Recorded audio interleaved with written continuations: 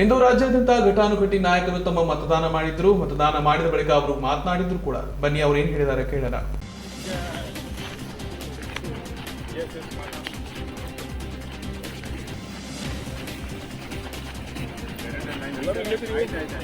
ಎಲ್ಲ ಇಲ್ಲೇ ಇದೆ ಸರ್.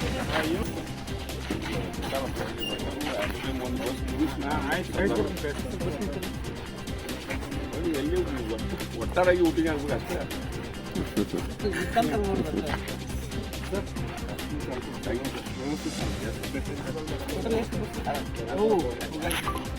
ಮೋಸ್ಟ್ಲಿ 7 ಬಸ್ ಅಲ್ಲಿ ಒಂದು ಏನು ಲಿಂಗರಾಜ್ ಬೇರೆ ಬೇರೆ ಬೇರೆ ಇದ್ದವು ಇಲ್ಲೇ 7 40-100 ಮತಕ್ಷೇತ್ರದ ಎಮ್ಮೆಗಳನ್ನು ಒಬ್ಬರೇ ಬಾಕ್ತಾರೆ. ನಡೀತದ ಇನ್ನು ಇವತ್ತು ನಡೀತಿದ್ದು ಯಾಕಂದ್ರೆ ಅಲ್ಲಿ ಬಂದು ಇಲ್ಲ ಏನಾಗೈತಿ ನಮ್ಮ ಕ್ಷೇತ್ರನೇ ಹೈಯೆಸ್ಟ್ ಹೋಗ್ತದೆ. ಹೀಗಾಗಿ ಇಲ್ಲೇ ಹಿರಿಯರು ಬರುವುದು, ದೊಡ್ಡವ್ರು ಬರುವುದು. ಮತ್ತು ನಿನ್ನೆ ರಾತ್ರಿ ಬಹಳಷ್ಟು ಹಣ ಹಂಚಿದ್ರು ಬಿಜೆಪಿ ಕಾರ್ಯಕರ್ತರು ನೇರವಾಗಿ ಏನಂತಂದ್ರೆ ಪ್ರತಿಭಟನೆಯನ್ನು ಸಹ ನಡೆದಿತ್ತು. ಈಗ ನನ್ನ ಜೊತೆ ಮಾತಾಡಲಿಕ್ಕೆ ಬೆನಕೆ ಅವರಿದ್ದಾರೆ. ಎಲ್ಲರಿಗೂ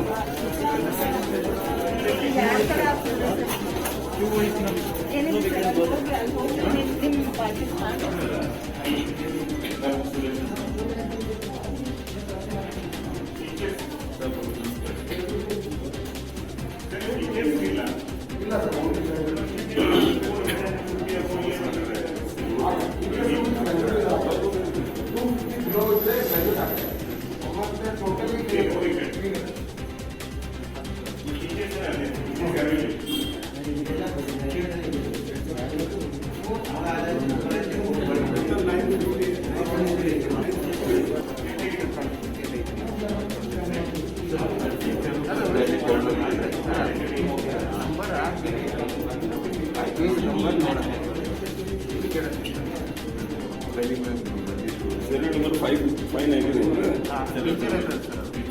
28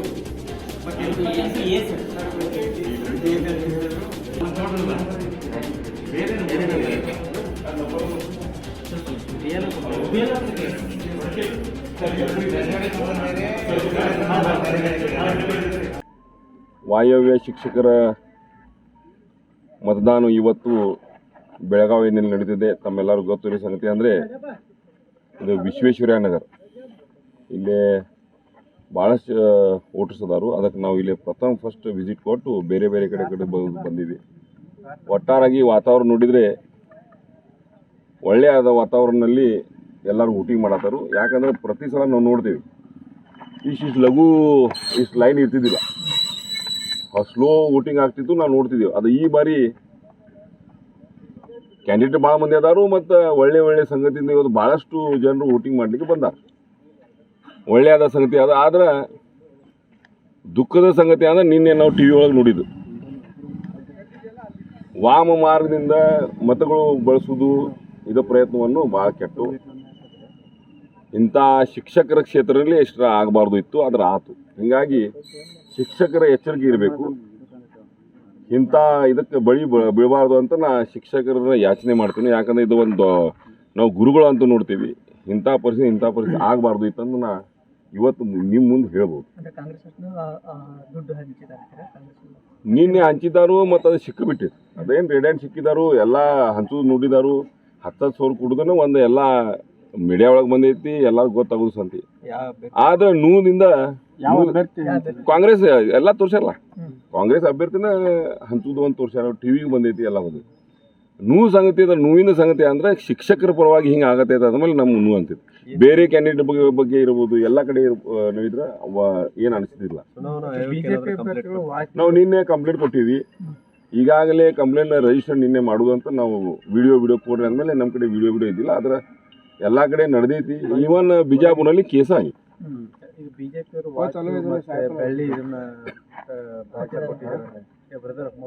ಇಲ್ಲ. ಇದ ನಾವು ಯಾರಿಗೂ ₹1 ಕೊಡ್ಲಿಲ್ಲ.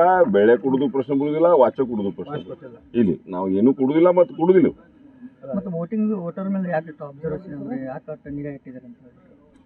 ನಮ್ಮ ವೋಟರ್ಸ್ ಎಲ್ಲರೂ 100% ನಮ್ಮ ವೋಟಿಂಗ್ ಮಾಡ್ಕೋಬೇಕಲ್ಲ. ಈಗ ನಮ್ಮ ಕಡೆ ನಾವು ಯಾವ ಸೃಷ್ಟಿಗೆ ಇಲೆಕ್ಷನ್ ಅಂದ್ರೆ ನಾವು ಒಂದು ಇದನ್ನು ತಗೋತೀವಿ ನಾವು ಆ್ಯಸ್ ಎ ಏನಂತಾರಲ್ಲ, ಹಾಂ, ಯಾವುದೂ ಇಲೆಕ್ಷನ್ ಇರಲಿ, ಎದುರುಗಾವ್ ದೊಡ್ಡವದಾನು ಸಣ್ಣವದಾನು ಏನು ಸಂಬಂಧ ಇಲ್ಲ. ಇಲೆಕ್ಷನ್ ಅಂದ್ರೆ ನಾವು ಎಲ್ಲರೂ ಕೂಡ 100% ವೋಟಿಂಗ್ ಆಗಬೇಕು, ನಮ್ಮ ಎಷ್ಟು ವೋಟ್ ಬರಬೇಕಲ್ಲ ಬರಬೇಕಂತ ನಾವು ಎಲ್ಲರೂ ಪ್ರಯತ್ನ ಮಾಡ್ತೀವಿ. ಹಿಂಗಾಗಿ ಇಡೀ ಕ್ಷೇತ್ರದಲ್ಲಿ ಎಷ್ಟೆಷ್ಟು ಇಲ್ಲೇ ಸಮಸ್ಯೆ ಏನಾಗಿತ್ತು ಅಂದ್ರೆ ಎಲ್ಲ ಹಳ್ಳಿ ಮಂದಿನ ಇಲ್ಲೇ, ಹಳ್ಳಿ ಜನರು ಇಲ್ಲೇ ವೋಟಿಂಗ್ ಅದ. ಹಿಂಗಾಗಿ ಎಲ್ಲ ಕಡೆ ನಾವು ಬರಬೇಕಾಗ್ತೈತಿ. ಅದನ್ನು ನಾವೆಲ್ಲ ಬೂತ್ಗಳಿಗೆ ಹೋಗಿ ಇವತ್ತು ವಿಸಿಟ್ ಮಾಡಿ. ಏನು ಸರ್, ಒಂದು ವೋಟಿನ ಮೇಲೆ ಲೆಕ್ಕಾಚಾರ ಮಾಡಿ ದುಡ್ಡು ಕೊಡ್ತಾ ಇದ್ರೆ ಹೆಂಗೆ? ಹೌದು, ಒಂದು ವೋಟ್ಗೆ 10,000 ಅಂತ ನಿನ್ನೆ ಚರ್ಚೆ. ಅದು ಟೀಚರ್ಗಳಿಗೂ ಒಂದು ಇಂಥ ಅಮೌಂಟ್ ಕೊಡೋದು ಪ್ರಶ್ನೆ ಬಂತಲ್ಲ ಇವತ್ತು. ಅಂದರೆ ಯಾಕೆ ಸರ್ ದುಡ್ಡು ಸೋಲಿನ ಇದಕ್ಕೆ ಇಲ್ಲ, ಇಂಥ ಬೆಳವಣಿಗೆ ಆಗಬಾರ್ದು ಅಷ್ಟೇ. ಇಂಥ ವಿಶೇಷವಾಗಿ ಟೀಚರ್ಗಳಿಗೆ ರೊಕ್ಕ ಕೊಟ್ಟು ಅವ್ರ ಕಡೆಯಿಂದ ವೋಟ್ ಬೆಳೆಸೋದಂದ್ರೆ ಇದು ಒಳ್ಳೆಯ ಸಂಗತಿ ಅಲ್ಲ. ನಮ್ಗೆ ಭೀತಿ ಕಾಡ್ತಾ ಇತ್ತಾ ಹೆಂಗೆ ಸರ್? ಇದನ್ನೆಲ್ಲ ನೋಡ್ತಾ ಇದ್ರೆ ದುಡ್ಡು ಹಂಚಿ ಅವ್ರು ಗೊತ್ತಿದ್ದು ಅವರು ನಾವು ಅರುಣ್ ಶಾಪೂರ್ ಅವರು ಮಾಡಿದ 12 ವರ್ಷ ಕೆಲಸವನ್ನು ಅಲ್ಲೇ ಶಿಕ್ಷಕರ ಬಗ್ಗೆ ಅವರು ಇದ್ರದ್ದು ಕಳಕಳಿ ಮತ್ತು ಅವರು ನೇರವಾಗಿ ಶಿಕ್ಷಕರ ಜೋಡಿ ಇದ್ದಿದ್ದ ಸಂಪರ್ಕ ಇದು ಅಂಜಿ ಅವ್ರು ಇದು ಮಾಡ್ಯಾರಂತ ನಾ ತಿಳ್ಕೊಂಡು.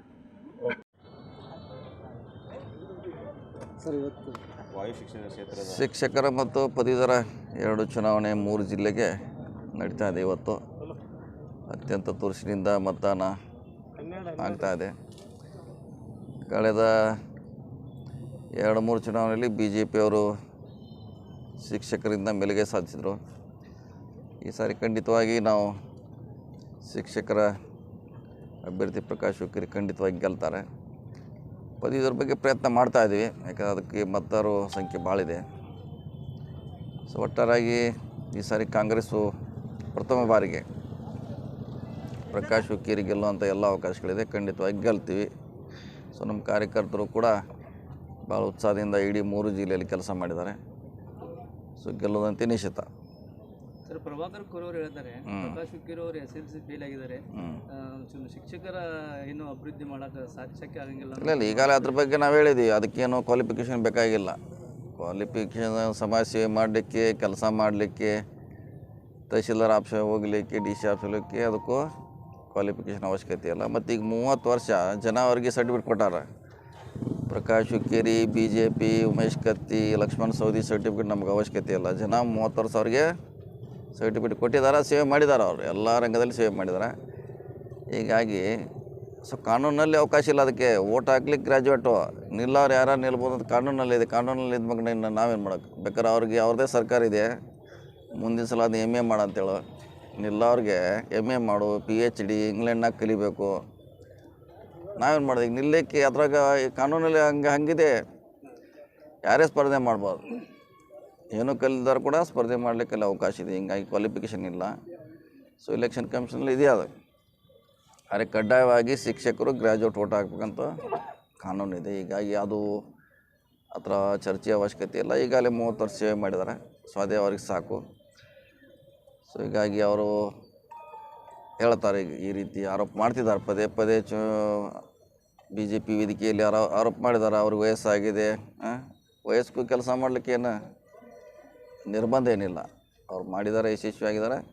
ಈಗ ಕೂಡ ಶಿಕ್ಷಕರಲ್ಲಿ ಅವರು ಆಯ್ಕೆ ಆಗ್ತಾರೆ ಮತ್ತು ಒಳ್ಳೆ ಕೆಲಸ ಮಾಡ್ತಾರೆ. ಅಷ್ಟು ನಮಗೆ ಅವ್ರ ಬಗ್ಗೆ ಆತ್ಮವಿಶ್ವಾಸ ಇದೆ. ಸ್ಥಳೀಯ BJP ಮತ್ತು ಕಾಂಗ್ರೆಸ್ ಮುಂಜಾನೆಯಿಂದ ಈ ಗೋಕಾಕ್ ತಾಲೂಕಿನೊಳಗೆ ಭಾಳ ಬಿರುಸಿನಿಂದ ಮತದಾನ ನಡೆದಿದೆ. ವಾಸ್ತವವಾಗಿ ಇಲ್ಲಿ ಶಿಕ್ಷಕ ಕ್ಷೇತ್ರದಲ್ಲಿ ಕಾಂಗ್ರೆಸ್ ಪಕ್ಷದ ಅಭ್ಯರ್ಥಿಯಾಗಿರುವಂಥ ಶ್ರೀ ಪ್ರಕಾಶ್ ಹುಕ್ಕೇರಿ ಅವರ ಪರವಾಗಿ ಶಿಕ್ಷಕರ ನಿಲುವು ಅವರ ಮುಖದ ಮೇಲೇ ಗೊತ್ತಾಗುತ್ತೆ. ಬಹುತೇಕ ಬರುವಂಥ ಮತದಾನಕ್ಕೆ ಬರುವಂಥ ಬಹುತೇಕ ಶಿಕ್ಷಕರು ಒಂದು ರೀತಿ ಪ್ರಕಾಶ್ ಹುಕ್ಕೇರಿ ಅವರಿಗೆ ಮತ ಚಲಾಯಿಸಬೇಕು ಅಂತ ಮನಸ್ಥಿತಿಯಿಂದನೇ ಬರಾಕ್ತಾರೋ. ಬಹುಶಃ ಇಲ್ಲಿ ನಾವು ಅವ್ರನ್ನ ಸಂಪರ್ಕ ಮಾಡಿದಾಗ, ಅವ್ರು ಭೇಟಿಯಾದಾಗ ಅವ್ರಿಗೆ ಮತ ಕೇಳುವಂಥ ಸಂದರ್ಭದೊಳಗೆ ಇಲ್ಲ ಪ್ರಕಾಶ್ ಹುಕ್ಕೇರಿ ಅವರು ಒಳ್ಳೆಯ ಅಭ್ಯರ್ಥಿ ಇದ್ದಾರು, ಕೆಲಸಗಾರದಾರು, ಅವ್ರಿಗೆ ನಾವು ಮತ ಕೊಟ್ಟೇ ಕೊಡ್ತೀವಿ ಅನ್ನೋಂಥ ಭಾವನೆಯನ್ನು ವ್ಯಕ್ತಪಡಿಸ್ತಾ ಇದ್ದಾರೆ. ಈ ದೃಷ್ಟಿಯಿಂದ ಪ್ರಕಾಶ್ ಹುಕ್ಕೇರಿ ಅವರ ಗೆಲುವು ನಿಶ್ಚಿತ ಅನ್ನೋಂಥ ಭಾವನೆ ನಿರ್ಮಾಣ ಆಗಿದೆ. ಸರ್, ಇದು ಮುಂದಿನ ವಿಧಾನಸಭೆ ಚುನಾವಣೆಗೆ ದಿಕ್ಸೂಚಿ ಆಗ್ತದೆ ಇಲ್ಲ, ಈಗ ಒಬ್ಬೊಬ್ಬರ ಅಭಿಪ್ರಾಯ ಒಂದೊಂದು ರೀತಿ ಇದೆ. ಬಹುಶಃ ಒಂದು ಚುನಾವಣೆ ಮತ್ತೊಂದು ಚುನಾವಣೆಗೆ ದಿಕ್ಸೂಚಿ ಆಗ್ತೈತೆ ಅಂತೇಳಿ ಅಷ್ಟು ಸರಳಾಗಿ ನಂಬಲಿಕ್ಕೆ ಆಗೋದಿಲ್ಲ. ಆದರೂ ಕೆಲವೊಂದು ಪರಿಣಾಮ ಅದು ಆಗ್ಬೋದು.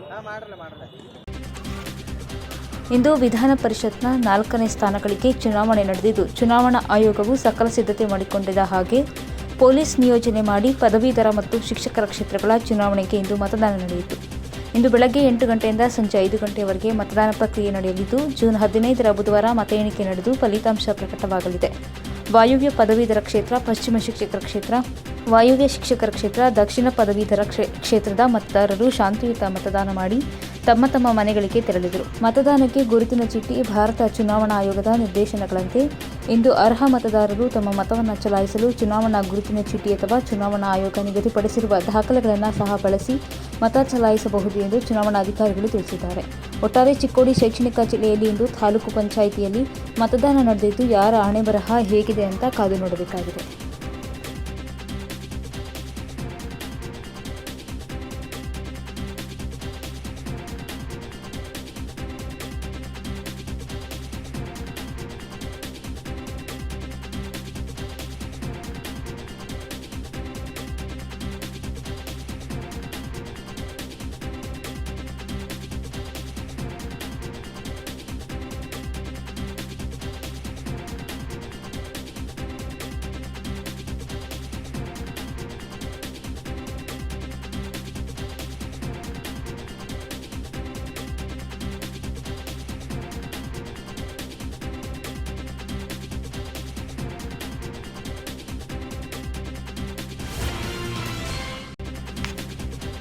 ತಮ್ಮ ಹಕ್ಕನ್ನು ಚಲಾಯಿಸಿದ ಮತದಾರರು. ವಿಧಾನ ಪರಿಷತ್ ಚುನಾವಣೆಯ ಮತದಾನ ಪ್ರಕ್ರಿಯೆ ಆರಂಭವಾಗಿದ್ದು, ಪದವೀಧರರು ಮತ್ತು ಶಿಕ್ಷಕರು ತಮ್ಮನ್ನು ಚಲಾಯಿಸಲು ಮತಗಟ್ಟೆಗೆ ಬರುತ್ತಿದ್ದಾರೆ. ಬಾಗಲಕೋಟೆಯಲ್ಲಿ 5 ಮತದಾನ ಕೇಂದ್ರಗಳನ್ನು ಸ್ಥಾಪಿಸಲಾಗಿದ್ದು, ಮುಂಜಾನೆ 8 ಗಂಟೆಯಿಂದ ಮತದಾನ ಆರಂಭವಾಗಿದೆ. ಜಿಲ್ಲೆಯಲ್ಲಿ ಮುಕ್ತ ನ್ಯಾಯಸಮ್ಮತ ಚುನಾವಣೆ ನಡೆಸಲು ಜಿಲ್ಲಾಡಳಿತ ಸನ್ನದ್ಧವಾಗಿದೆ. ಮತದಾನ ಸುಗಮ ಹಾಗೂ ಮುಕ್ತವಾಗಿ ಜರುಗಿಸಲು ಎಲ್ಲ ಸಿದ್ಧತೆಗಳನ್ನು ಮಾಡಿಕೊಂಡಿದೆ. ಚುನಾವಣಾ ಕರ್ತವ್ಯಕ್ಕೆ 290 ಜನರನ್ನು ನಿಯೋಜಿಸಲಾಗಿದೆ. 48 ಆರೋಗ್ಯ ಸಿಬ್ಬಂದಿ, 48 ಮೈಕ್ರೋ ಅಬ್ಸರ್ವರ್ ಹಾಗೂ 114 ಜನ ಪೊಲೀಸ್ ಸಿಬ್ಬಂದಿಗಳನ್ನು ನೇಮಿಸಲಾಗಿದೆ. ಕೋವಿಡ್ ನಿಯಮಾನುಸಾರ ಸ್ಯಾನಿಟೈಸರ್ ವ್ಯವಸ್ಥೆ ಮಾಡಲಾಗಿದೆ. ಪ್ರತಿಯೊಬ್ಬರೂ ನಿಯಮಗಳನ್ನು ಕಟ್ಟುನಿಟ್ಟಾಗಿ ಪಾಲಿಸಲು ಆರೋಗ್ಯ ಇಲಾಖೆ ಸಿಬ್ಬಂದಿಗಳು ಮನವಿ ಮಾಡುತ್ತಿದ್ದಾರೆ. ಜಿಲ್ಲೆಯಲ್ಲಿ ಪದವೀಧರ ಮತಕ್ಷೇತ್ರಕ್ಕೆ 24,327 ಪುರುಷರು, 9,322 ಮಹಿಳೆಯರು ಹಾಗೂ 2 ಸೇರಿ ಒಟ್ಟು 33,651 ಮತದಾರರಿದ್ದಾರೆ. ಶಿಕ್ಷಕರ ಮತಕ್ಷೇತ್ರಕ್ಕೆ ಒಟ್ಟು 5,173 ಮತದಾರರಿದ್ದು, 3,680 ಪುರುಷರು, 1,493 ಮಹಿಳಾ ಮತದಾರರಿದ್ದಾರೆ. ಬೆಳಗ್ಗೆಯಿಂದ ಎಲ್ಲ ಮತದಾರರು ಸರತಿ ಸಾಲಿನಲ್ಲಿ ನಿಂತು ಮತದಾನ ಮಾಡುತ್ತಿದ್ದಾರೆ.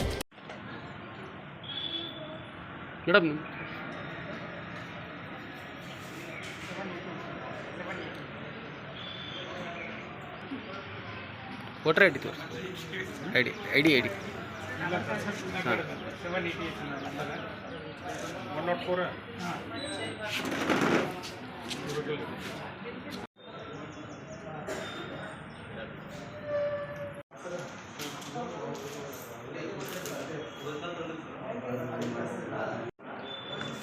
ಈ ಕಡ್ರಿ ಮೇಡಮ್, ಸರಿ ಸರಿ. ಪ್ರತಿನಿಧಿ ಶಬೀರ್ ಬಿಜಾಪುರ, ಬಾಗಲಕೋಟೆ, S9 ವಿಧಾನ ಪರಿಷತ್ ಚುನಾವಣೆಯ ಮತದಾನ ಪ್ರಕ್ರಿಯೆ ಆರಂಭವಾಗಿದ್ದು, ಪದವೀಧರರು ಮತ್ತು ಶಿಕ್ಷಕರು ತಮ್ಮ ಮತವನ್ನು ಚಲಾಯಿಸಲು ಮತಗಟ್ಟೆಗೆ ಬರುತ್ತಿದ್ದಾರೆ. ಇಳಕಲ್ ತಾಲೂಕಿನಲ್ಲಿ 3 ಮತದಾನ ಕೇಂದ್ರಗಳನ್ನು ಸ್ಥಾಪಿಸಲಾಗಿದ್ದು, ಮುಂಜಾನೆ 8 ಗಂಟೆಯಿಂದ ಮತದಾನ ಆರಂಭವಾಗಿದೆ. ತಾಲೂಕಿನಲ್ಲಿ ಮುಕ್ತ ನ್ಯಾಯಸಮ್ಮತ ಚುನಾವಣೆ ನಡೆಸಲು ತಾಲೂಕು ಆಡಳಿತ ಸನ್ನದ್ಧವಾಗಿದೆ. ಬೆಳಗ್ಗೆಯಿಂದಲೇ ತಾಲೂಕು ದಂಡಾಧಿಕಾರಿಗಳಾದ ಬಸವರಾಜ ಮೇಳವಂಕಿ, ಹುನಗುಂದ ಇಳಕಲ್ ವೃತ್ತ ನಿರೀಕ್ಷಕರಾದ ಹೊಸಕೇರಪ್ಪ ಕೆ, ನಗರ PSI ಶಿವರಾಜ್ ನಾಯಕವಾಡಿ ನೇತೃತ್ವದಲ್ಲಿ ಬಿಗಿ ಪೊಲೀಸ್ ಬಂದೋಬಸ್ತ್ ವ್ಯವಸ್ಥೆ ಮಾಡಿದರು. ಕೋವಿಡ್ ನಿಯಮಾನುಸಾರ ಸ್ಯಾನಿಟೈಸರ್ ವ್ಯವಸ್ಥೆ ಮಾಡಲಾಗಿದೆ. ಪ್ರತಿಯೊಬ್ಬರೂ ನಿಯಮಗಳನ್ನು ಕಟ್ಟುನಿಟ್ಟಾಗಿ ಪಾಲಿಸಲು ಆರೋಗ್ಯ ಇಲಾಖೆ ಸಿಬ್ಬಂದಿಗಳು ಮನವಿ ಮಾಡುತ್ತಿದ್ದಾರೆ. ಬೆಳಗ್ಗೆಯಿಂದ ಎಲ್ಲ ಮತದಾರರು ಸರತಿ ಸಾಲಿನಲ್ಲಿ ನಿಂತು ಮತದಾನ ಮಾಡುತ್ತಿದ್ದಾರೆ. ಪ್ರತಿನಿಧಿ ಸಚಿನ್ ಸಾಲಿಮಠ, ಇಳಕಲ್, S9 ಕೊಡಚಿ ಹಾಗೂ ಹಾರುಗೇರಿ ಪಟ್ಟಣದಲ್ಲಿ ವಾಯುವ್ಯ ಪದವೀಧರದ ಹಾಗೂ ಶಿಕ್ಷಕರ ಮತಕ್ಷೇತ್ರದ ಚುನಾವಣಾ ಮತದಾನ ಪ್ರಾರಂಭ. ರಾಯಭಾಗ ತಾಲೂಕಿನ ಕುಡಚಿ ಹಾರುಗೇರಿ ಪಟ್ಟಣದಲ್ಲಿ ಪುರಸಭೆ ಕಾರ್ಯಾಲಯದಲ್ಲಿ ವಾಯುವ್ಯ ಪದವೀಧರ ಹಾಗೂ ಶಿಕ್ಷಕರ ಮತಕ್ಷೇತ್ರದ ಚುನಾವಣಾ ಮತದಾನ ಬೆಳಗ್ಗೆ 8 ಗಂಟೆಯಿಂದ ಪ್ರಾರಂಭ. ಕುಡಚಿ ಮತಕ್ಷೇತ್ರದ ಶಾಸಕ P. ರಾಜೀವ್ ಹಾರುಗೇರಿ ಪುರಸಭೆ ಕಾರ್ಯಾಲಯದಲ್ಲಿ ಮತ ಚಲಾವಣೆ. ಕುಡಚಿ ಹಾಗೂ ಹಾರುಗೇರಿ ಪುರಸಭೆ ಕಾರ್ಯಾಲಯದಲ್ಲಿ ನಡೆಯುತ್ತಿರುವ ಪದವೀಧರರ ಹಾಗೂ ಶಿಕ್ಷಕರ ಕ್ಷೇತ್ರದ ಅಭ್ಯರ್ಥಿಗಳಿಗೆ ಮತ ನೀಡಲು ಬಿಸಿಲನ್ನು ಲೆಕ್ಕಿಸದೆ ಕೋವಿಡ್ ನಿಯಮಾನುಸಾರವಾಗಿ ಮತ ಚಲಾಯಿಸಲು ನಿಂತ ಪದವೀಧರರು ಹಾಗೂ ಶಿಕ್ಷಕರು. ಕುಡಚಿ ಪುರಸಭೆ ಕಾರ್ಯಾಲಯದ ಮುಂದೆ ಕುಡಚಿ ಪೊಲೀಸ್ ಠಾಣೆ PSI ಶಿವರಾಜ್ ದರಿಗೋಣ ಹಾಗೂ ಸಿಬ್ಬಂದಿಗಳಿಂದ ಬಿಗಿ ಬಂದೋಬಸ್ತ್. ನಂತರ ಕುಡುಚಿ ಮತಕ್ಷೇತ್ರದ ಶಾಸಕ ಪಿ ರಾಜೀವ್ ಕುಡುಚಿಗೆ ಆಗಮಿಸಿದಾಗ ಶಿಕ್ಷಕರ ಮತಕ್ಷೇತ್ರದ ಕಾಂಗ್ರೆಸ್ ಅಭ್ಯರ್ಥಿಯಾದ ಪ್ರಕಾಶ್ ಹುಕ್ಕೇರಿ ಅವರು ಹಣ ಹಂಚಿ ಶಿಕ್ಷಕರನ್ನು ಖರೀದಿಸಿದ್ದೇನೆ ಎಂದು ಶಾಸಕ ಪಿ ರಾಜೀವ್ಗೆ ಮಾತನಾಡಿದರು. ವರದಿಗಾರ ಯಲ್ಲಪ್ಪ ಮಬ್ಬನೂರು, S9 TV, ರಾಯಭಾಗ. ಕರ್ನಾಟಕ ವಾಯುವ್ಯ ಪದವೀಧರರು ಹಾಗೂ ಶಿಕ್ಷಕರ ಮತಕ್ಷೇತ್ರದ ಚುನಾವಣೆಗಾಗಿ ಬೆಳಗಾವಿಯ ಸರ್ದಾರ್ ಹೈಸ್ಕೂಲ್ ಮತಗಟ್ಟೆಯಲ್ಲಿ ಇಂದು ಬೆಳಗ್ಗೆ 8 ಗಂಟೆಯಿಂದ ಮತದಾನ ಆರಂಭಗೊಂಡಿತು. ಮತಗಟ್ಟೆಯಲ್ಲಿ ಕೋವಿಡ್ ಮಾರ್ಗಸೂಚಿಯನ್ನು ಕಟ್ಟುನಿಟ್ಟಾಗಿ ಪಾಲಿಸುವುದರೊಂದಿಗೆ ಮತದಾನ ಪ್ರಕ್ರಿಯೆ ಆರಂಭಿಸಲಾಯಿತು. ಬೆಳಗಾವಿಯ ವಿಶ್ವೇಶ್ವರಯ್ಯ ನಗರದಲ್ಲಿರುವ ಮತಗಟ್ಟೆ ಸಂಖ್ಯೆ 28ರಲ್ಲಿ ಕರ್ನಾಟಕ ವಾಯುವ್ಯ ಪದವೀಧರರು ಹಾಗೂ ಶಿಕ್ಷಕರ ಮತಕ್ಷೇತ್ರಗಳ ಮತದಾನಕ್ಕಾಗಿ ಸರತಿ ಸಾಲಿನಲ್ಲಿ ನಿಂತು ತಮ್ಮ ಮತ ಚಲಾಯಿಸಿದರು. ಇದೇ ವೇಳೆ ವಾಯುವ್ಯ ಪದವೀಧರ ಮತಕ್ಷೇತ್ರದ ವೀಕ್ಷಕರಾಗಿರುವ ಮೇಜರ್ ಪಿ ಮಣಿವಣ್ಣನ್ ಅವರು ಕಿತ್ತೂರಿನ ಮತಗಟ್ಟೆಗಳಿಗೆ ಭೇಟಿ ನೀಡಿದರು. ಬೆಳಗಾವಿ ನಗರದಲ್ಲಿ ನಡೆಯುತ್ತಿರುವ ವಾಯುವ್ಯ ಪದವೀಧರ ಹಾಗೂ ಶಿಕ್ಷಕರ ಕ್ಷೇತ್ರದ ಚುನಾವಣೆ ಹಿನ್ನೆಲೆಯಲ್ಲಿ ಬೂತ್ ಮಟ್ಟದಿಂದ ಸೂಪರ್ವಿಷನ್ ಹಂತದವರೆಗೆ ಸಾಕಷ್ಟು ಭದ್ರತೆಗಳನ್ನು ಮಾಡಿಕೊಳ್ಳಲಾಗಿದೆ ಎಂದು ಬೆಳಗಾವಿ ನಗರದ ಪೊಲೀಸ್ ಆಯುಕ್ತರಾದ ಡಾ. ಬೋರಲಿಂಗಯ್ಯ ಹೇಳಿದ್ದಾರೆ. ನಗರದಲ್ಲಿ ನಡೆಯುತ್ತಿರುವ ವಾಯುವ್ಯ ಪದವೀಧರ ಹಾಗೂ ಶಿಕ್ಷಕರ ಕ್ಷೇತ್ರಗಳಿಗೆ ನಡೆಯುತ್ತಿರುವ ಚುನಾವಣೆ ಹಿನ್ನೆಲೆಯಲ್ಲಿ ಮತದಾನ ಬೂತ್ಗಳಿಗೆ ಭೇಟಿ ನೀಡಿ ಮಾಧ್ಯಮಗಳೊಂದಿಗೆ ಮಾತನಾಡಿದ ನಗರ ಪೊಲೀಸ್ ಆಯುಕ್ತರಾದ ಡಾ. ಬೋರಲಿಂಗಯ್ಯ, ಚುನಾವಣೆ ನಿಮಿತ್ತ ಸಾಕಷ್ಟು ಭದ್ರತಾ ವ್ಯವಸ್ಥೆಯನ್ನು ಮಾಡಿಕೊಂಡಿದ್ದೇವೆ. ಬೂತ್ ಮಟ್ಟದಿಂದ ಸೂಪರ್ವಿಷನ್ ಹಂತದವರೆಗೆ ಸೂಕ್ತ ವ್ಯವಸ್ಥೆಯನ್ನು ಮಾಡಿಕೊಂಡಿದ್ದೇವೆ. ನಿನ್ನೆ ರಾತ್ರಿ ಚುನಾವಣಾ ಸಿಬ್ಬಂದಿಯೊಂದಿಗೆ ನಮ್ಮ ಸಿಬ್ಬಂದಿಯೂ ಕೂಡ ಬಂದು ಇಲ್ಲಿಯೇ ಉಳಿದುಕೊಂಡಿದ್ದರು. ಇನ್ನು ಬೆಳಗ್ಗೆಯಿಂದ ಚುನಾವಣೆಯು ಒಳ್ಳೆಯ ರೀತಿಯಲ್ಲಿ ನಡೆಯುತ್ತಿದೆ. ಯಾವುದೇ ರೀತಿಯ ಅಹಿತಕರ ಘಟನೆಗಳು ನಡೆಯಬಾರದೆಂಬ ನಿಟ್ಟಿನಲ್ಲಿ ಸೂಪರ್ವಿಷನ್ ವ್ಯವಸ್ಥೆ ಕೂಡ ಮಾಡಲಾಗುತ್ತಿದೆ. ಎಲ್ಲೆಡೆಯೂ ಶಾಂತಿಯುತವಾಗಿ ಚುನಾವಣೆ ನಡೆಸುವ ಹಿನ್ನೆಲೆಯಲ್ಲಿ ಜಿಲ್ಲಾಡಳಿತ ಹಾಗೂ ನಾವು ಉತ್ತಮ ಹೊಂದಾಣಿಕೆ ಮಾಡಿಕೊಂಡು ಕಾರ್ಯ ಮಾಡುತ್ತಿದ್ದೇವೆ ಎಂದರು. ನೋಡಿ, ಬೆಳಗಾವಿನಲ್ಲಿ ಏನು MLC ಎಲೆಕ್ಷನ್ಸ್ ನಡೀತಾ ಇದೆ, ಗ್ರಾಜ್ಯುಯೇಟ್ಸ್ ಮತ್ತು ಟೀಚರ್ಸ್ ಕಾನ್ಸ್ಟಿಟ್ಯೂನ್ಸಿದು, ಅದಕ್ಕೆ ಅವಶ್ಯಕತೆ ಇರುವಂಥ ಬಂದೋಬಸ್ತ್ ಎಲ್ಲದನ್ನು ನಾವು ಮಾಡಿಕೊಂಡಿದ್ದೇವೆ. ಒಂದು ಬೂತ್ ಲೆವೆಲ್ ಬಂದೋಬಸ್ತು, ಸೆಕ್ಟರು ಮತ್ತು ಸೂಪರ್ವಿಷನ್ನು ಎಲ್ಲದೂ ಸಹ ಮಾಡಿಕೊಂಡು ಅರ್ಲಿ ಮಾರ್ನಿಂಗ್ ನಿನ್ನೆ ಸಾಯಂಕಾಲನೇ ಏನು ಎಲೆಕ್ಷನ್ ಮೆಟೀರಿಯಲ್ ಬರುತ್ತೆ ಅದ್ರ ಜೊತೆ ನಮ್ಮ ಕನ್ಸರ್ನ್ಡ್ ಬೂತ್ನಲ್ಲಿ ಡಿಪ್ಲಾಯ್ ಮಾಡಿರೋಂಥ ಸ್ಟಾಫ್ ಅವ್ರ ಜೊತೆ ಎಲ್ಲ ಬಂದು ಇಲ್ಲೇ ಉಳ್ಕೊಂಡಿದ್ರು. ಬೆಳಗ್ಗೆಯಿಂದೆಲ್ಲ ಪ್ರಾಪರಾಗಿ ನಡೀತಾ ಇದೆ. ಸೊ ಎಲೆಕ್ಷನ್ ಶುರುವಾದಾಗಿಂದನೂ ಇಲ್ಲೇ ಇದ್ದಾರೆ. ನಿನ್ನೆ ಸಾಯಂಕಾಲ ಬಂದು ನಂತರ ಅದನ್ನು ಸೂಪರ್ವೈಸ್ ಮಾಡಲಿಕ್ಕೆ ಮತ್ತು ಯಾವುದೇ ಘಟನೆ ನಡೀಬಾರ್ದು ಅಂತ ಹೇಳ್ಕೊಂಡು ನಮ್ಮ ಸೆಕ್ಟರ್ಸು ಸೂಪರ್ವೈಸ್ ಆಫೀಸರ್ಸ್ ಓಡಾಡ್ಕೊಂಡಿದ್ದಾರೆ. ಎಲ್ಲ ಕಡೆನೂ ಪೀಸ್ಫುಲ್ಲಾಗಿ ನಡೀತಾ ಇದೆ. ಯಾವುದೇ ರೀತಿಯಲ್ಲಿ ತೊಂದರೆ ಆಗದೆ ಒಂದು ಒಳ್ಳೆ ರೀತಿಯಲ್ಲಿ ಎಲೆಕ್ಷನ್ಸ್ ಮಾಡಲಿಕ್ಕೆ ಜಿಲ್ಲಾಡಳಿತ ಮತ್ತು ನಾವು ಸೇರಿಕೊಂಡು ಕೋಆರ್ಡಿನೇಷನ್ ಮಾಡಿಕೊಂಡು ಮಾಡಲಿಕ್ಕೆಲ್ಲ ಪ್ರಿಪ್ರೇಷನ್ಸ್ ಮಾಡ್ಕೊಂಡು ಅದನ್ನು ಇಂಪ್ಲಿಮೆಂಟ್ ಮಾಡ್ಕೊಂಡು ಕಂಟಿನ್ಯೂ ಮಾಡ್ತಾ ಇದ್ದೇವೆ. ಏನಾಗದೆ ಆಗ್ದಂಗೆ ನೋಡ್ಕೊಳ್ಳಿಕ್ಕೆ ನಾವು ನೋಡ್ಕೊತಾ ಇದ್ದೀವಿ.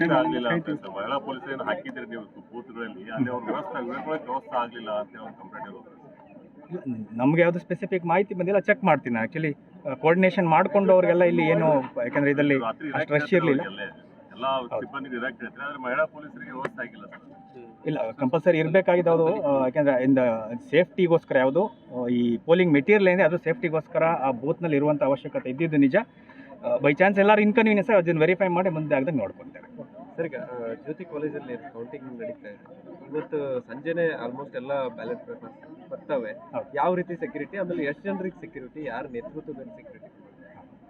ಅದೇನಾಗಿದೆ, ಈಗ ಒಂದು ಬೆಳಗಾಂದ 2 ಮತ್ತು ಧಾರವಾಡದಿಂದ 1, ಟೋಟಲಿ 3 ಕಾನ್ಸ್ಟಿಟ್ಯೂನ್ಸಿಗೂ ಸಹ ಇಲ್ಲಿ ಏನು ಮಾನ್ಯ ರೀಜನಲ್ ಕಮಿಷನರ್ ಅವರು RY ಇದ್ದಾರೆ. ಆ ಕಾನ್ಸ್ಟಿಟ್ಯೂನ್ಸಿ 3 ಸಹ ಬೆಳಗಾಂದಲ್ಲೇ ಕೌಂಟಿಂಗ್ ಆಗ್ತದೆ 15ನೇ ತಾರೀಕು. ಅದಕ್ಕೋಸ್ಕರ ಇವತ್ತು ಏನು ಸಾಯಂಕಾಲ 4 ಗಂಟೆ ಎಲೆಕ್ಷನ್ಸ್ ಮುಗೀತಾ ಇದೆ ಎಲ್ಲ ಕಡೆನೂ. ಅದು ಮುಗಿದ ಮೇಲೆ ಎಲ್ಲ ಪ್ಯಾಕ್ ಮಾಡಿದ್ಮೇಲೆ ಎಲ್ಲ ಮೆಟೀರಿಯಲ್ಲು ದಟ್ ಬ್ಯಾಲೆಟ್ ಬಾಕ್ಸಸ್ ಏನಿದೆ ಅದು ಪ್ರಾಪರ್ ಸೆಕ್ಯೂರಿಟಿನಲ್ಲಿ ಕನ್ಸರ್ನ್ಡ್ ಯಾವ ಜಿಲ್ಲೆಗಳಿಂದ ಬರಬೇಕು ಎಲ್ಲ ಕಡೆಯಿಂದನೂ ಬಂದು ಜ್ಯೋತಿ ಕಾಲೇಜ್ನಲ್ಲಿ ಒಂದು ಸಾಯಂಕಾಲ ಬಂದು ರೀಚ್ ಆಗ್ತದೆ. ರೀಚ್ ಆದಮೇಲೆ ಅದನ್ನು ಪ್ರಾಪರಾಗಿ 3 ಕಾನ್ಸ್ಟಿಟ್ಯೂನ್ಸಿ 3 ರೂಮ್ನಲ್ಲಿ ಅದನ್ನು ಸೇಫಾಗಿ ವೆರಿಫೈ ಮಾಡಿ ಸೀಸ್ ಮಾಡಿ ನಂತರ ಅದನ್ನು ಸೀಲ್ ಮಾಡಿಕೊಂಡು ನಾವು ಸೆಕ್ಯೂರಿಟಿ ಏನು ಗಾರ್ಡ್ ಹಾಕ್ಕೊತೇವೆ. ನಮ್ಮ ಸಿವಿಲ್ ಸ್ಟಾಫು, ನಂತರ ನಮ್ಮದು ಸಿಟಿ ಆರ್ಮ್ಡ್ ರಿಸರ್ವ್, ಇದ್ರ ಜೊತೆಗೆ KSRP ಪ್ಲಟೂನ್ಸ್ ಎಲ್ಲದನ್ನು ಸೇರಿಕೊಂಡು ಬಂದೋಬಸ್ತ ಮಾಡ್ತಾ ಇದ್ದೇವೆ. ನಮ್ಮ DCP, ACP ಎಲ್ಲರೂ ಸಹ ನೋಡ್ತಾ ಇರ್ತಾರೆ. ನಾವು ಸಹ ಹೋಗಿ ಅದನ್ನು ಸೂಕ್ತ ಏನು ಮೇಲ್ವಿಚಾರಣೆ ಏನು ಮಾಡಬೇಕು. ವಿಶೇಷವಾಗಿ ಕೌಂಟಿಂಗ್ ದಿವಸ ಅವತ್ತೇನು ಏನು ಪೊಲಿಟಿಕಲ್ ಪಾರ್ಟೀಸಿಂದ ಪಾರ್ಟಿ ಏಜೆಂಟ್ಸ್ ಬರ್ತಾರೆ ಮತ್ತು ಅಫಿಷಿಯಲ್ಸ್ ಬರ್ತಾರೆ ಅದನ್ನು ಏನು ಪ್ರೊಸೆಸ್ನ ಮಾಡಲಿಕ್ಕೆ. ಎಲ್ಲದಕ್ಕೂ ಸಹ ಅದನ್ನು ಪಾಸ್ನ ನೋಡಿ ಒಳಗಡೆ ಬಿಡುವಂಥದ್ದು ಮತ್ತು ಯಾವುದೇ ರೀತಿ ಗೊಂದಲ ಆಗದಂಗೆ ನೋಡ್ಕೊಳ್ಳುವಂಥದ್ದು, ಸೂಕ್ತ ಬಂದೋಬಸ್ತು ಗೇಟಿಂದ ಹಿಡಿದು ಒಳಗಡೆ ಟೋಟಲ್ ಓವರಾಲ್ ಬಂದೋಬಸ್ತ್ ಮತ್ತು ಪಾರ್ಕಿಂಗ್ ಏರಿಯಾ ಏನು ಹೊರಗಡೆಯಿಂದ ಬರ್ತಾರೆ ಎಲ್ಲರಿಗೂ ಸೇರಿಸ್ಕೊಂಡು ಪಾರ್ಕಿಂಗ್ ನೋಡ್ಕೊಳ್ಳುವಂಥದ್ದು ಅದನ್ನು ಸಹ ನೋಡಿಕೊಂಡು ಎಲ್ಲ ಪ್ರಿಪ್ರೇಷನ್ಸ್ ಆಗಿದೆ. ಏನು ಆಗದಂಗೆ ನೋಡ್ಕೊಳ್ಳಿಕ್ಕೆ ನಾವೆಲ್ಲರೂ ಜಿಲ್ಲಾಡಳಿತದ ವತಿಯಿಂದ ಟೋಟಲಿ ನಾವು ತಯಾರಿದ್ದೇವೆ. ಸರ್, ಈಗ ನೂಪುರ್ ಶರ್ಮಾ ಅವರು ಇದನ್ನು ಇದೇ ವೇಳೆ ಚುನಾವಣೆ ಕಾರ್ಯಕ್ಕೆ ಆಗಮಿಸಿದ ಮಹಿಳಾ ಸಿಬ್ಬಂದಿಗೆ ವ್ಯವಸ್ಥೆ ಕುರಿತಂತೆ ಮಾಧ್ಯಮಗಳ ಪ್ರಶ್ನೆಗೆ ಉತ್ತರಿಸಿದ ಅವರು, ಆ ರೀತಿಯ ಯಾವುದೇ ಘಟನೆಗಳು ನಮ್ಮ ಗಮನಕ್ಕೆ ಬಂದಿಲ್ಲ. ಇನ್ನು ಮಹಿಳಾ ಸಿಬ್ಬಂದಿ ಚುನಾವಣಾ ಮೆಟೀರಿಯಲ್ ಜೊತೆಗೆ ಇರಬೇಕಾಗಿದ್ದರಿಂದ ಈ ರೀತಿ ಆಗಿರಬಹುದು. ಈ ಕುರಿತಂತೆ ನಾನು ವಿಚಾರಣೆ ಮಾಡಿ ಮಾಹಿತಿ ಪಡೆಯುತ್ತೇವೆ. ಹಾಗೇನಾದರೂ ತೊಂದರೆಯಾಗಿದ್ದರೆ ಮುಂದೆ ಈ ರೀತಿ ಆಗದಂತೆ ಕ್ರಮ ಕೈಗೊಳ್ಳುತ್ತೇವೆ ಎಂದರು. ಇನ್ನು ನಗರದಲ್ಲಿ ಪರಿಷತ್ ಚುನಾವಣೆಗೆ ಇಂದು ಮತದಾನ ನಡೆಯುತ್ತಿದೆ. ಇನ್ನು ಈ ಚುನಾವಣೆಯಲ್ಲಿ ವಿಜಯಲಕ್ಷ್ಮಿ ಯಾರಿಗೆ ಒಲಿಯಲಿದ್ದಾಳೆ ಎಂದು ಕಾದು ನೋಡಬೇಕಾಗಿದೆ. ಪಟ್ಟಣದ ಮಿನಿ ವಿಧಾನಸೌಧದಲ್ಲಿ ಕಟ್ಟುನಿಟ್ಟಿನ ಕೋವಿಡ್ ಮಾರ್ಗಸೂಚಿಯನ್ನು ಕೈಗೊಳ್ಳಲಾಗಿತ್ತು. ಹೌದು, ನವಲಗುಂದ ಪಟ್ಟಣದ ಮಿನಿ ವಿಧಾನಸೌಧದಲ್ಲಿ ಜೂನ್ 13ರಂದು ಅಂದರೆ ಸೋಮವಾರದ ಇಂದು ಕರ್ನಾಟಕ ಪಶ್ಚಿಮ ಶಿಕ್ಷಕರ ಮತಕ್ಷೇತ್ರದ ಚುನಾವಣೆ ಮತದಾನ ಹಿನ್ನೆಲೆ ಮತಗಟ್ಟೆಯಲ್ಲಿ ಕೋವಿಡ್ನ ಕಟ್ಟುನಿಟ್ಟಿನ ಕ್ರಮ ಕೈಗೊಳ್ಳಲಾಗಿತ್ತು. ಇನ್ನು ಒಟ್ಟು 224 ಮತದಾನವಿದ್ದು ಬೆಳಗ್ಗೆ 8 ಗಂಟೆಯಿಂದ 12 ಗಂಟೆಯವರೆಗೆ ಒಟ್ಟು 86 ಮತದಾನವಾಗಿದ್ದು ಗಂಡು 66 ಹಾಗೂ ಹೆಣ್ಣು 20 ಮತದಾನವಾಗಿದೆ. ಬೆಳಗ್ಗೆ 8 ಗಂಟೆಯಿಂದ ಸಂಜೆ 5ರವರೆಗೆ ಮತದಾನ ಪ್ರಕ್ರಿಯೆ ಜರುಗಲಿದ್ದು ಮತಗಟ್ಟೆಯಲ್ಲಿ ಕೋವಿಡ್-19 ಹಿನ್ನೆಲೆಯಲ್ಲಿ ಸ್ಯಾನಿಟೈಸಿಂಗ್, ಪಲ್ಸ್ ಆಕ್ಸಿಮೀಟರ್, ಥರ್ಮಾಮೀಟರ್ಗಳನ್ನು ಸೌಲಭ್ಯ ಒದಗಿಸಲಾಗಿದೆ.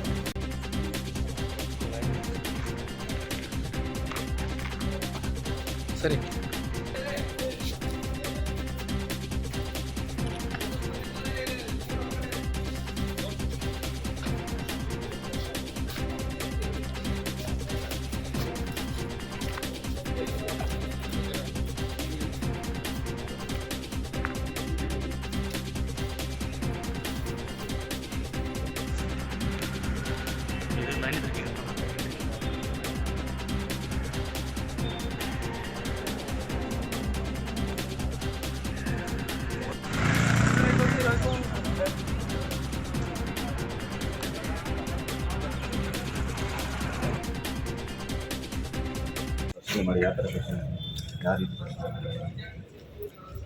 ಈಗ ಗೋಕಾಕ್ ತಾಲೂಕಿನಲ್ಲಿ ಟೋಟಲ್ 9 ಪೋಲಿಂಗ್ ಸ್ಟೇಷನ್ಗಳಿದ್ದು ಎಲ್ಲ ಕಡೆ ಬೆಳಗ್ಗೆ 8 ಗಂಟೆಗೆ ಸರಿಯಾಗಿ ಮತದಾನ ಪ್ರಾರಂಭವಾಗಿದೆ. ಎಲ್ಲಿನೂ ಸಹಿತ ಬಹಳ ರಶ್ ಆಗುವಂಥದ್ದಾಯಿತು, ಬಹಳ ಉದ್ದಕ್ಕೆ ಕ್ಯೂ ನಿಂದಿರುವಂಥದ್ದಾಯಿತು. ಯಾವುದೇ ತೊಂದರೆ ಆಗಿಲ್ಲ. ಎಲ್ಲ ಮತದಾರರು ಶಾಂತ ರೀತಿಯಿಂದ ಮತದಾನ ಮಾಡ್ತಾಯಿದ್ದಾರೆ. ಮತಗಟ್ಟೆಗಳಲ್ಲಿ ಏನೇನು ಸೌಲಭ್ಯಗಳನ್ನು ಕೊಡಬೇಕು, ಮತಗಟ್ಟೆ ಅಧಿಕಾರಿಗಳು ಮತದಾರರಿಗೆ ಎಲ್ಲ ವ್ಯವಸ್ಥೆಯನ್ನು ಮಾಡಿದ್ದೀವಿ. ಇದುವರೆಗೆ ಎಷ್ಟು ಮಾತ್ರ